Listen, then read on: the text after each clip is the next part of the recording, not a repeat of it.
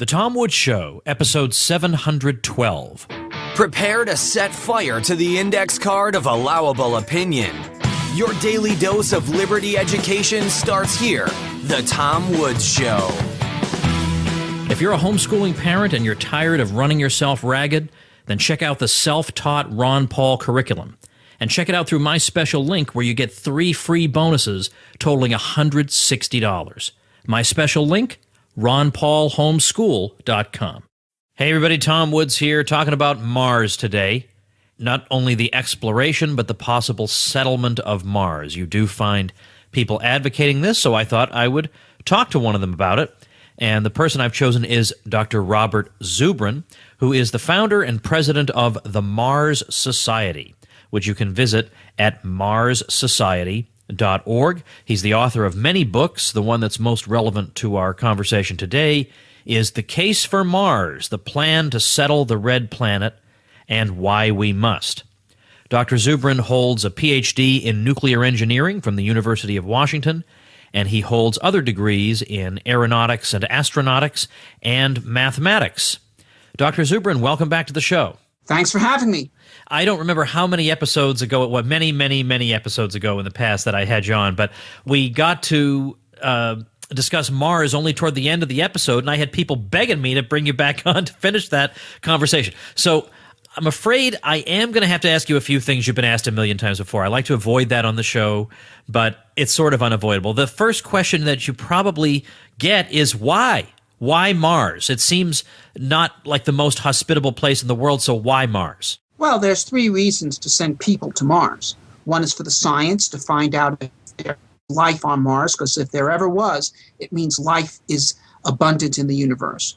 Second is for the challenge. Societies grow when they're challenged and stagnate when they are not. And a Humans to Mars program be a terrific challenge to our society, to the youth of every country that participates. Learn your science and you can be explorer of new worlds. And out of that, we would get an immense amount of intellectual capital in return. Young scientists, engineers, inventors, doctors, medical researchers, technological entrepreneurs, that would pay us back big time.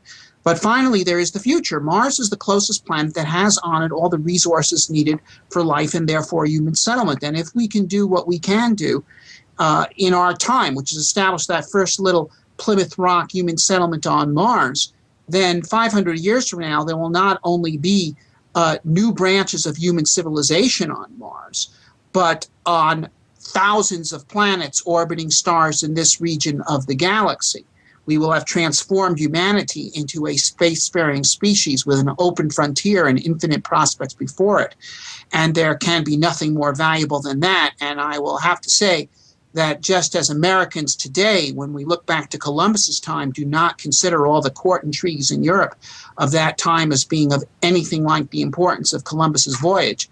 So that people 500 years from now, looking back to today, won't think of all our little political rumbles and geopolitical squabbles of any importance whatsoever compared to what we did to open up the future. All right, let's say for the sake of argument then that human settlement of Mars is something desirable. When I look online, I see all different approaches that are recommended as to exactly how we ought to go about it. And I've seen, for example, the proposal by the people at Mars One who say it ought to be a one-way mission because it would be a lot easier than trying to design a mission that would also have the capability of bringing everybody back. Where do you stand on this? How do you imagine this happening?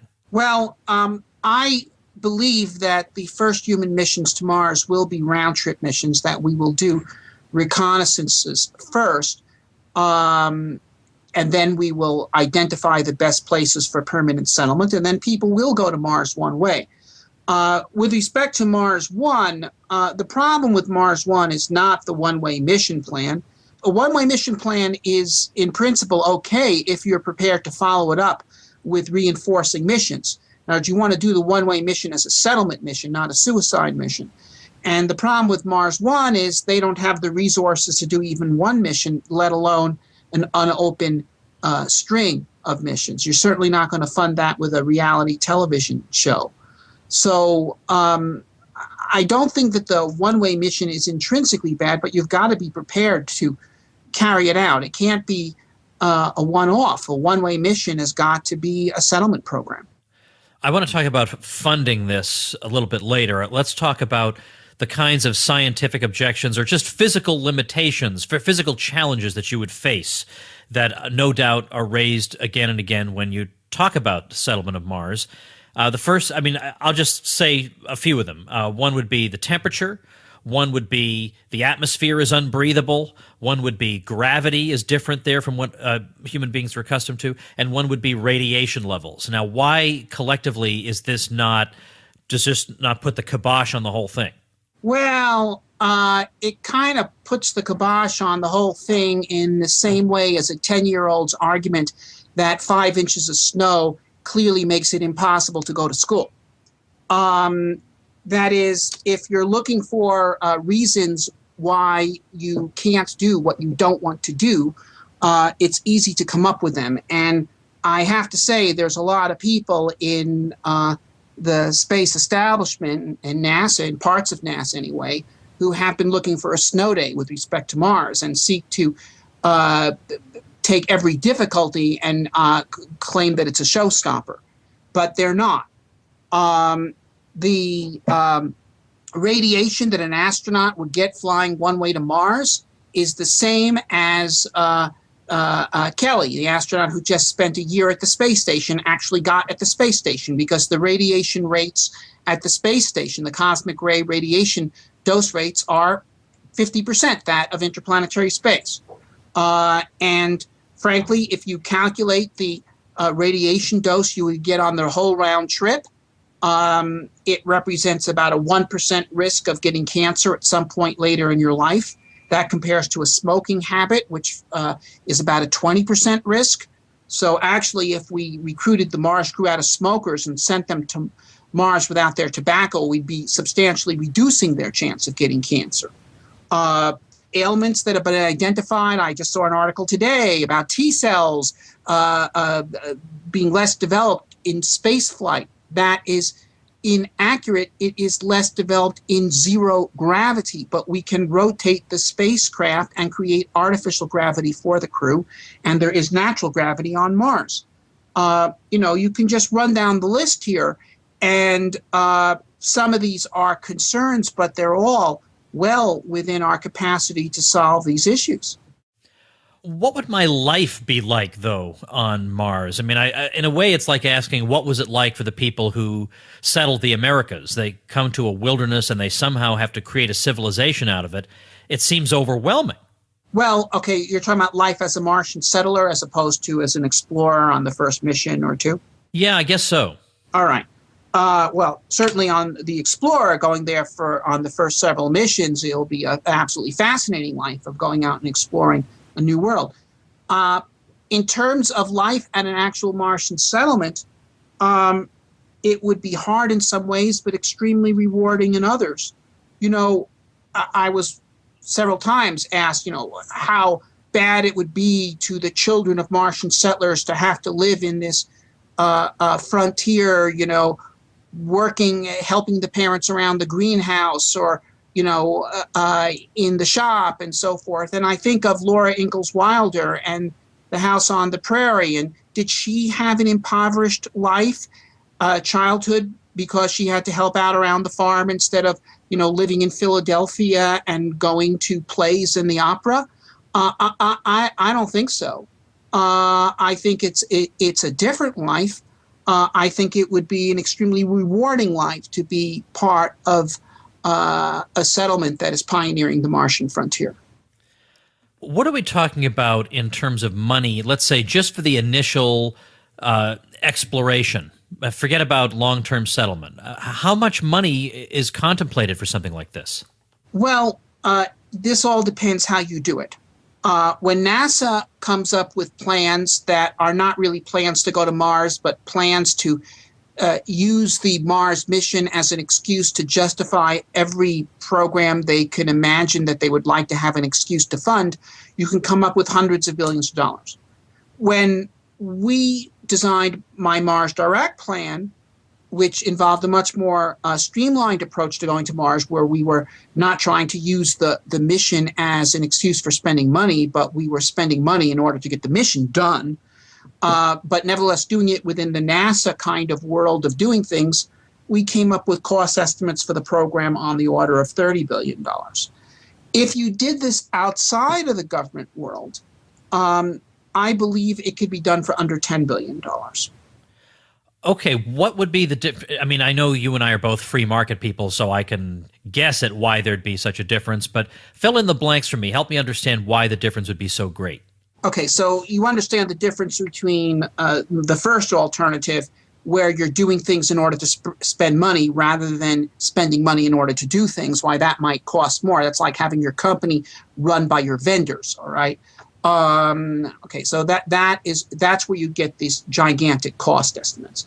Now, the difference between the $30 billion Mars Direct plan done within the government world or a plan like that done, say, by SpaceX is that when you do a government program, they want there to be all this accounting of cost because they want to do it as a cost plus program. And actually, in part of this process, they impose massive amounts of overhead on the companies that work for them. You know, at Martin Marietta, Lockheed Martin, where I used to work, I mean, over 3/4 of the people at the place were not either engineers, technicians, or factory workers. They were overhead people of one form or another. So this is an enormous overhead. If you're doing things in the private world and you're just trying to get it done, you can do things a lot cheaper.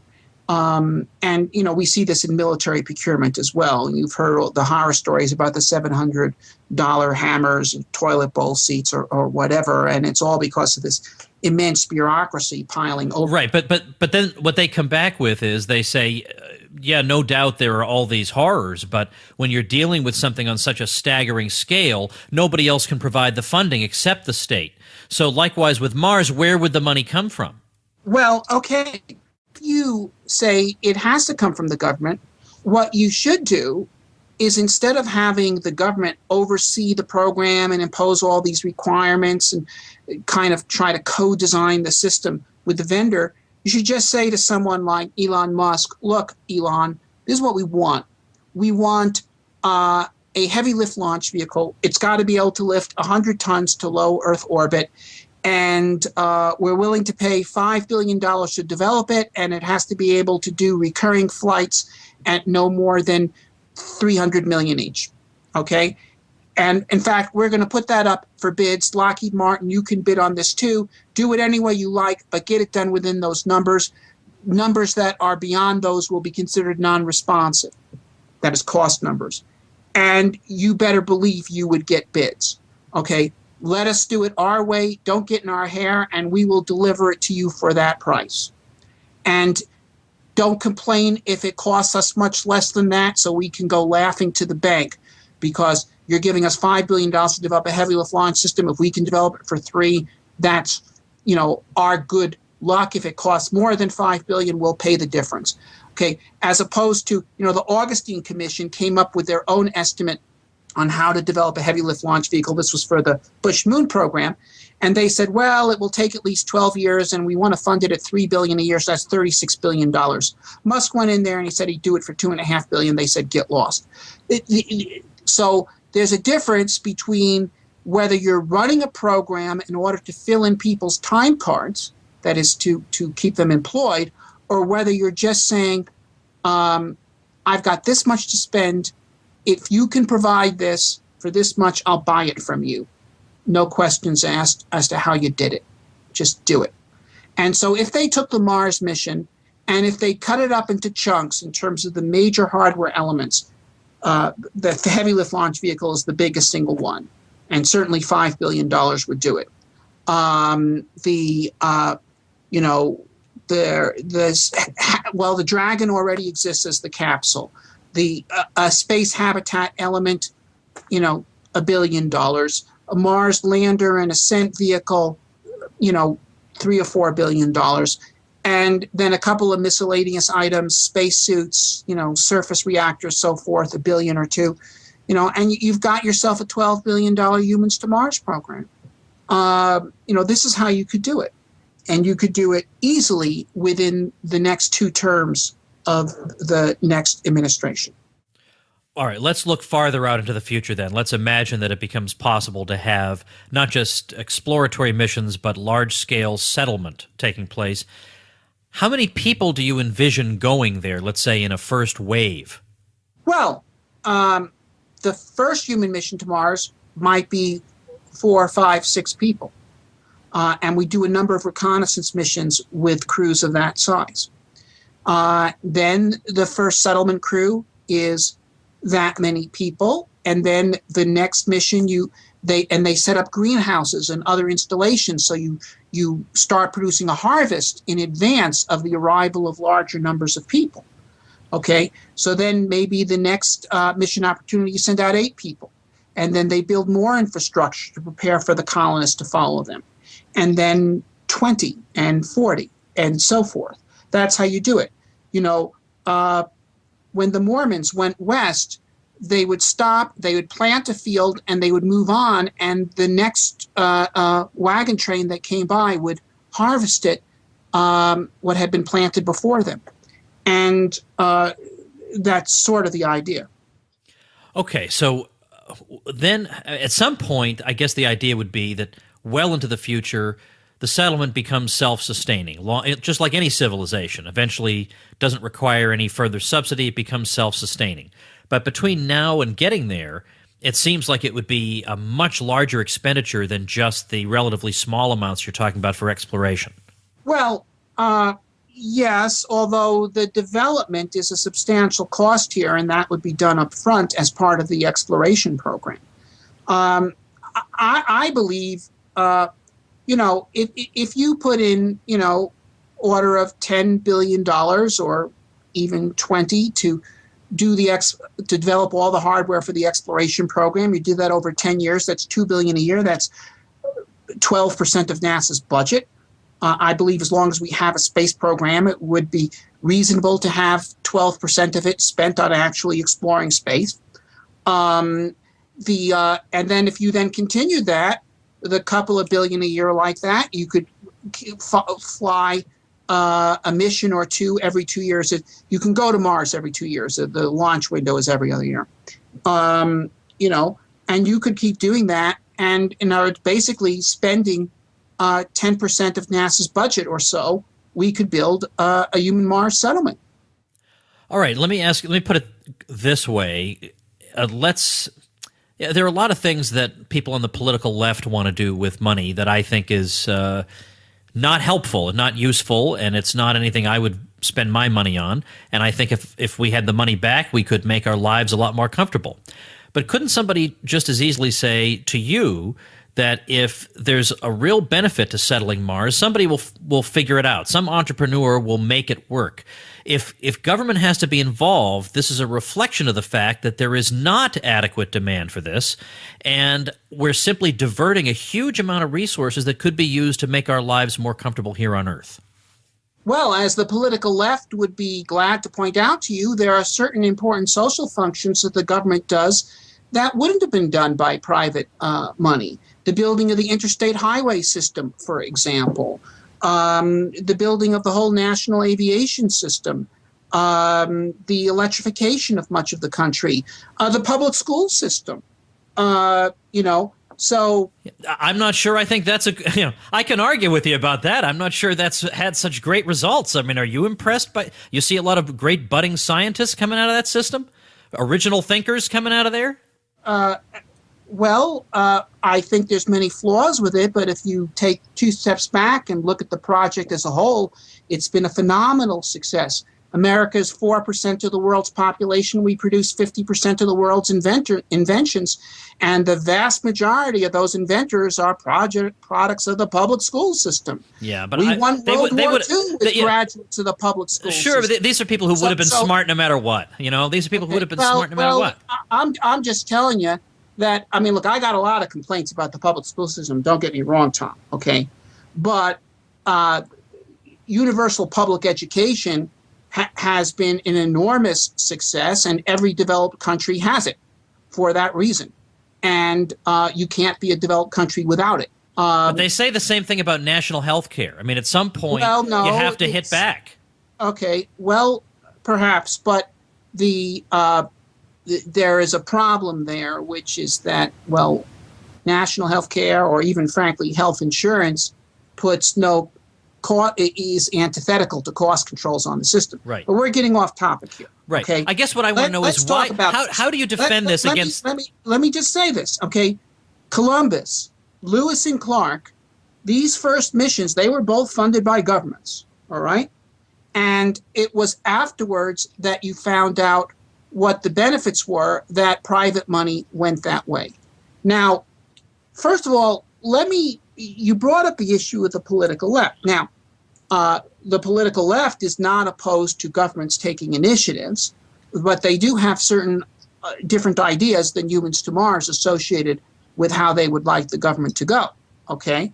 Now, I have to say that if you do a Humans to Mars program that costs $400 billion because it's maximizing its costs, they have a point.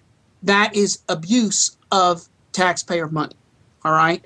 And there's plenty of other things, both the projects of the left and also national defense and many other things that are projects of the right that could use that money. So it is the obligation of the space program to get its goals done within in a cost-effective way and not be grossly abusive of the Treasury. All right.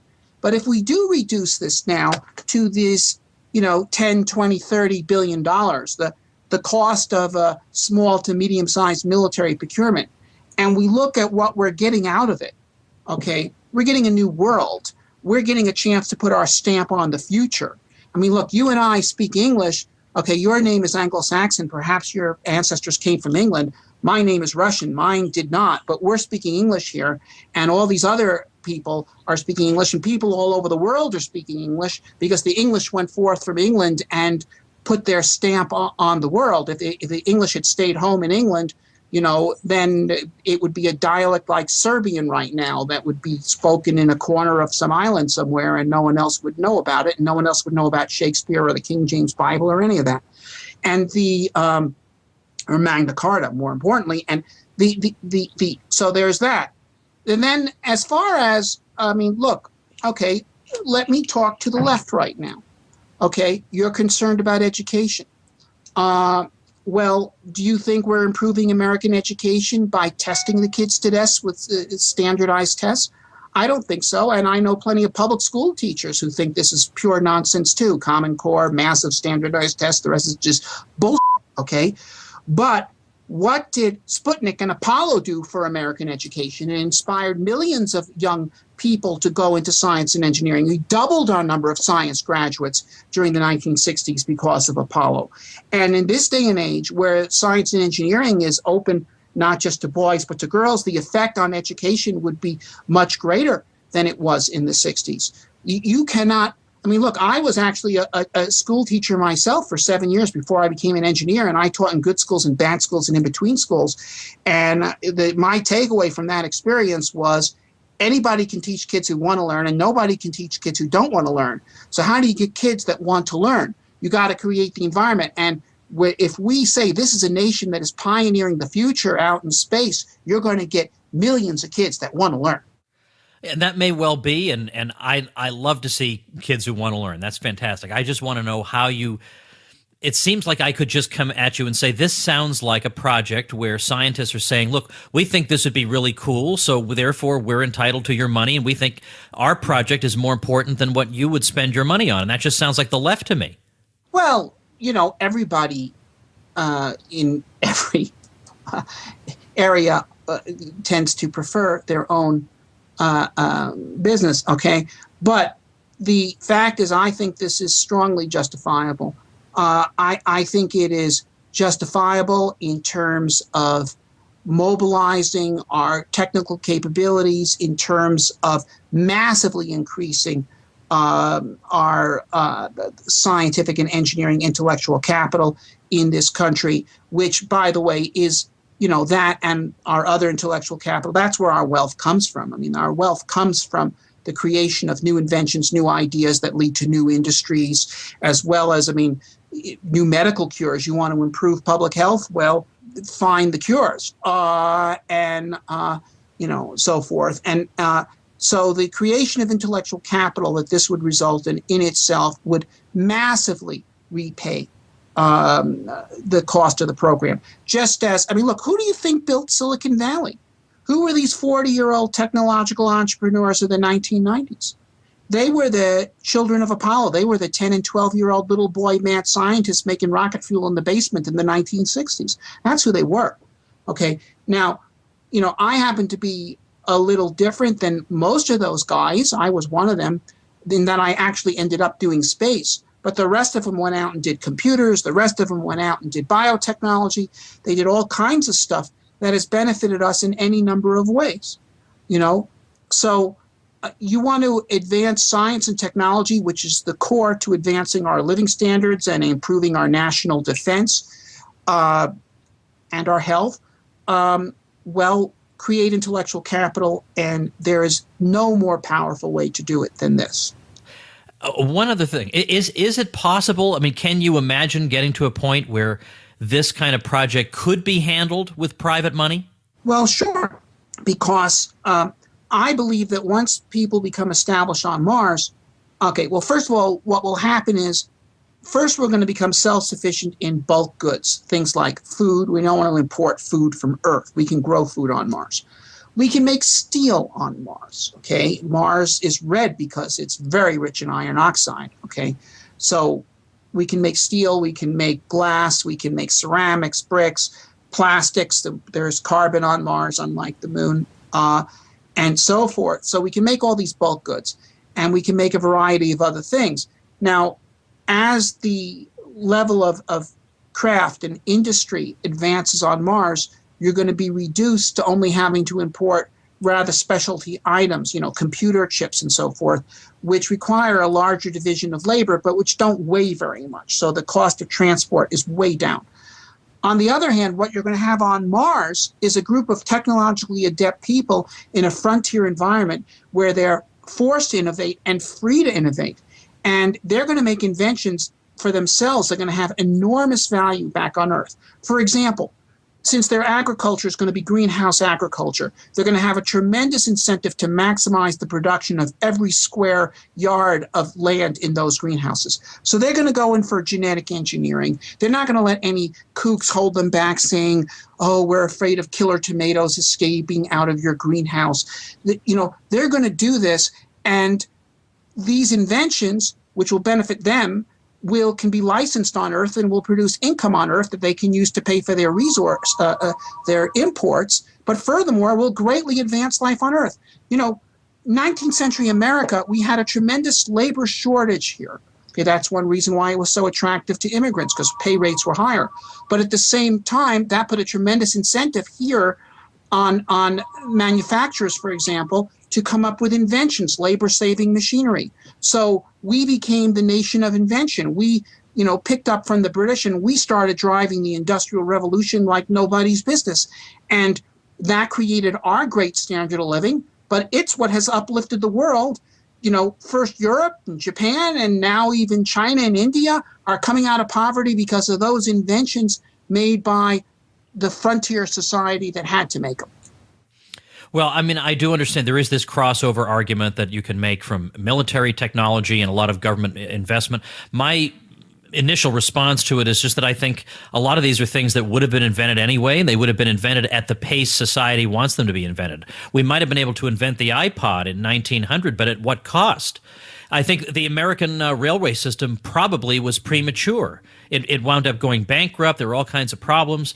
It would have been better to let the market do it. And there were market innovators in the railway system. So I would rather just do whatever possible to keep the state out of this, keep the politics out of it, and encourage private entrepreneurs. And you know, maybe Mars could really be a new world. We wouldn't have to live with Nancy Pelosi anymore.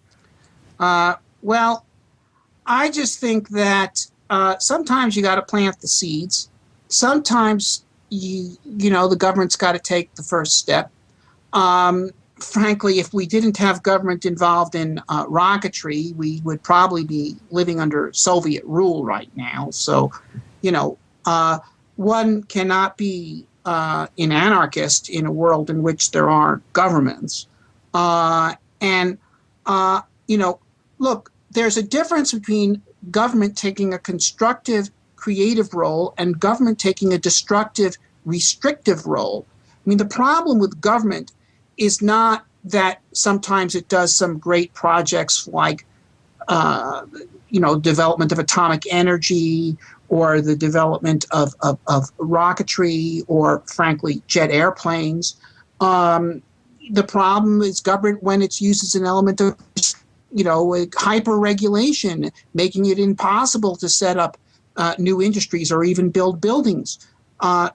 So government is a mixed bag, and what we need to do is get government to play a positive role and not play a negative role.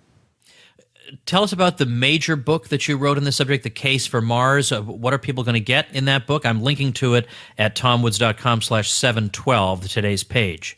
Okay, well, I've written a book called The Case for Mars, which people can get on Amazon as either a paperback book or a Kindle book. And what this book does is it explains how we can get to Mars in our time, and how we can get to Mars basically within 10 years of program start, using technology that either we have now or which is within reach. In other words, how we can explore Mars, why we should, how we can start building bases on Mars, how we can settle Mars, how we can even terraform Mars, transform Mars from the dead desert world it is today, ultimately into a fully living world. Really put the total disproof to the environmentalists who wish to represent humanity as a curse upon nature, showing that we are the vanguard of the biosphere. We are the vanguard of nature. We are able to bring dead worlds to life. That is who we are. And we are the vanguard of life on Earth. And so that we don't just bring life to Mars, we bring Mars to life. And then where the future goes from there. And what this means, by the way, for our society in terms of countering the tendency towards stagnation that we have if you don't have an open frontier. Historians have written, notably Frederick Jackson Turner wrote a tremendously important essay called The Significance of the Frontier to American Society. And it was the challenge of the frontier and the idea that there always is a new place. And there's always a place where the rules haven't been written yet and where everything to be found hasn't been found yet. That this has been key to the creation of not only American society, but the American character. And that the threat that he identified, this was written in 1892 when the frontier was first declared closed. That is when the Western California, Oregon, Washington, moving east and the plain settlers moving west had finally met. He said that this would lead to a more bureaucratized society, a more stagnant society, a less optimistic society. And I think in many ways he was right. And how an open frontier will be the thing that ensures that the American spirit of creation and innovation and the can-do and optimism and lack of acceptance of things as they are, that this will not die. And in short, if we're going to continue to be Americans, we have to continue to be pioneers. Well, the book is The Case for Mars. I'm looking to it at tomwoods.com/712. Yeah, I know you've written extensively on this subject, but you've also said that really is the go-to book that you've done on it. So I'll refer people there, and thanks so much for your time. Thank you, Tom. All right, everybody, I got a little announcement for you. Bob Murphy, who is a friend of the show, I'm going to get him back on one of these days. I'm going to get him back on. Ever since we created the Contra Krugman podcast, he's been a little scarce on this particular show. We got to remedy that. But he has finished his course on the history of economic thought for libertyclassroom.com, and that's really, really interesting stuff. He starts with the pre-classical economists and really the pre-classical economists, and then goes through the classical economists, and you'll learn about Adam Smith and David Hume and some other names that might be less familiar to you. Then he's going to take you through the 19th century, and that's going to include a lot of figures you've heard of, including the French classical economists like Frederick Bastiat and Say, and also John Stuart Mill is covered, Karl Marx, Karl Menger, who of course gives birth to the Austrian school, and a bunch of other names as well, including Bombaverk, about whom Bob is very much an expert, and ending with Alfred Marshall. Very much worth listening to, because you're going to understand economics a lot better by watching the twists and turns that it takes in its development. We see who was right and who was wrong and why were they wrong, and what insights can we gain actually sometimes through their errors. So great stuff. I believe this is the 17th course we have over at libertyclassroom.com. You can listen to on the go, download it for your use anywhere you like. Lots of fun stuff. And then, of course, I do occasional live sessions with Bob where we take your questions in real time. So if you haven't done that already, check it out at libertyclassroom.com. If you want a coupon code, I'll have some coupon codes up on today's show notes page, tomwoods.com/712. All right, that's it. See you tomorrow. Become a smarter libertarian in just 30 minutes a day. Visit tomwoods.com to subscribe to the show for free, and we'll see you next time.